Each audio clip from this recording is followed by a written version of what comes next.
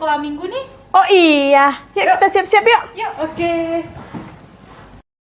Adik-adik, udah siap memuji Tuhan belum?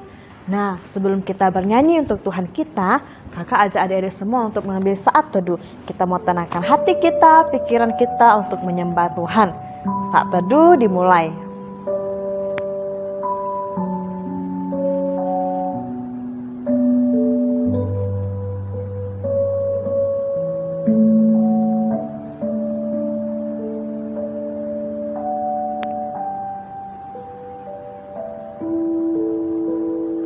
Saat teduh selesai.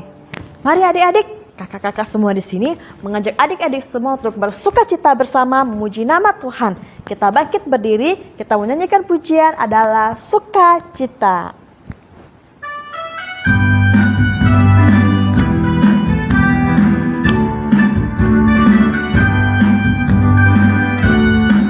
Ada sukacita di hatiku, di hatiku.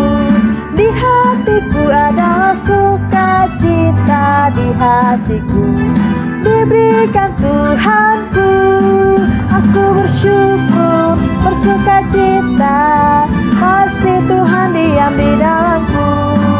Aku bersyukur, bersukacita, kasih Tuhan diam di dalamku.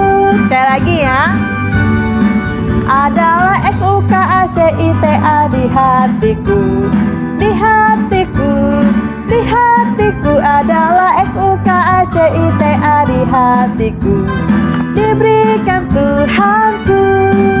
Aku bersyukur, bersukacita, kasih Tuhan diam di dalamku. Aku bersyukur, bersukacita, kasih Tuhan diam di dalamku. Nah, adik-adik, kita sudah menyatakan kalau kita bersukacita telah memiliki Yesus sebagai juru selamat kita. Nah, sekarang Kak Ella ajak adik-adik lagi untuk bersama-sama bernyanyi memuji Tuhan. Kita mau angkat pujian Whose side are you leaning on? Kepada siapa kita bersandar? Tentunya kepada Tuhan Yesus Kristus.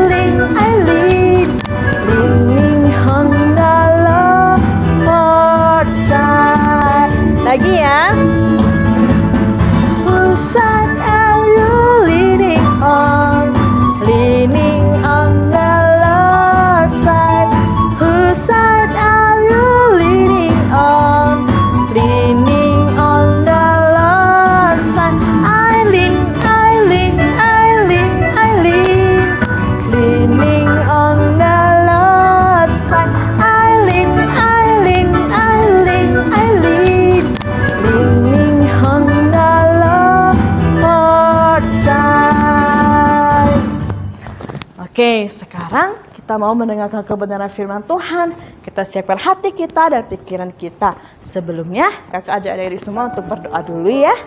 Lipat tangan, tutup mata. Tuhan Yesus yang baik, terima kasih ya. Tuhan sudah memimpin kami. Kami sudah memuji nama Tuhan. Nah Tuhan, saat ini kami mau mendengarkan kebenaran firman Tuhan. Tuhan Yesus, pimpin kami agar kami boleh mendengarkan dengan baik, sehingga firman Tuhan disampaikan boleh membuat kami untuk semakin bertumbuh dalam pengenalan akan Tuhan. Terima kasih Tuhan Yesus, kami serahkan waktu ke depan ke dalam tangan Tuhan. Dalam nama Tuhan Yesus kami berdoa. Amin. Adik-adik, hari ini kakak akan bercerita tentang Paulus di dalam keranjang yang diambil dari Kisah Para Rasul pasal ke-9 ayat 19 sampai 31. Waktu Tuhan Yesus naik ke surga, para murid kembali ke kota Yerusalem. Jadi murid-murid Tuhan Yesus kembali ke kota Yerusalem. Tapi ada orang yang jahat. Dia suka menangkap orang Kristen. Dia membenci orang-orang yang percaya kepada Tuhan Yesus. Namanya adalah Saulus. Dia tidak percaya kepada Tuhan Yesus. Dalam perjalanannya, Tuhan Yesus menampakkan dirinya. Karena sinar yang terang, maka mata Paulus menjadi buta, tidak bisa melihat lagi. Lalu Tuhan Yesus mengutus Ananias untuk menolong menyembuhkan mata Saulus. Saulus pun bertobat dan dibaptis. Saulus menjadi percaya kepada Tuhan Yesus. Dan nama Saulus diganti menjadi Paulus. Paulus pun tinggal bersama dengan murid-murid lainnya. Kemudian Paulus pun memberitakan kepada semua orang bahwa Yesus adalah Tuhan, bahwa Yesus adalah kasih yang setia untuk menolong kita semua. Tetapi ada orang Yahudi yang tidak menyukai Paulus. Orang-orang Yahudi ini ingin menangkap Paulus. Setiap hari, siang dan malam, orang Yahudi ini menjaga semua pintu gerbang agar dapat menangkap Paulus. Tapi Paulus tahu loh rencana orang Yahudi ini. Teman-teman Paulus pun memikirkan cara bagaimana untuk menyelamatkan Paulus. Nah, adik-adik tahu nggak gimana ya kira-kira caranya untuk menyelamatkan Paulus? Dan pada waktu malam hari, mereka menurunkan Paulus dari tembok kota melalui sebuah keranjang. Jadi, Paulus dimasukkan ke dalam keranjang lalu diturunkan. Akhirnya, Paulus pun berhasil lolos dan tidak tertangkap. Lalu, Paulus pergi ke murid-murid di Yerusalem. Murid-murid di Yerusalem takut bertemu Paulus. Loh, kenapa takut ya?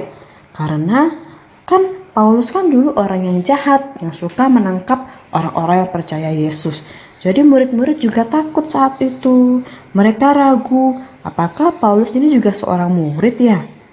Tetapi ada seorang murid Tuhan Yesus yang bernama Barnabas yang mengetahui Paulus adalah seorang murid Tuhan juga. Akhirnya Barnabas dan Paulus pun bersama-sama memberitakan bahwa Yesus adalah Tuhan.